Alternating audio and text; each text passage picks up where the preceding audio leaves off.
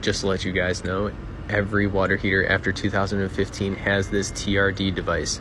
This TRD device does prohibit any water heater from exploding via too much natural gas being inside of it.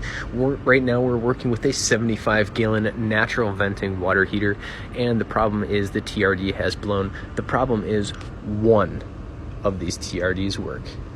The rest of them don't work because the 75-gallon requires a certain type of TRD, and that is,